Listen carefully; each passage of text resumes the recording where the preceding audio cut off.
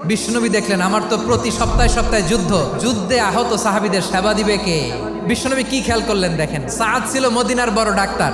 এই নারী সাহাবী রুফাইদা বাবার কাছ থেকে চিকিৎসা বিদ্যা শিখেছেন। বিশ্বনবী রুফাইদাকে বললেন, রুফাইদা তুমি মসজিদে নববীর পাশে একটা মেডিকেল ক্যাম্প করো। বিশ্বনবীর ডিরেকশন অনুযায়ী তিনি মসজিদে নববীর পাশে একটা মেডিকেল ক্যাম্প করলেন এবং আহত সাহাবাদের চিকিৎসা উনি ওনার টিম নিয়ে দিতেন। বিশ্বনবীর পরামর্শে উনি আনসারি এবং মুহাজির মহিলা সাহাবীদেরকে নিয়ে একটা স্পেশাল মেডিকেল টিম গঠন করলেন। খায়বার যুদ্ধে 7ম হিজরিতে যখন বিশ্বনবী যায়, উনি ওনার টিম নিয়ে আসলেন, বললেন, ইয়া রাসূলুল্লাহ, আমরা তো তলোয়ার চালাতে পারি না, আমরা তো তীর মারতে পারি না, আপনি যদি অনুমতি দেন খায়বার অভিযানে আমি আমার টিম নিয়ে মেডিকেল টিমের সেবাটা সার্ভিসটা দিতে চাই। পড়েন সুবহানাল্লাহ।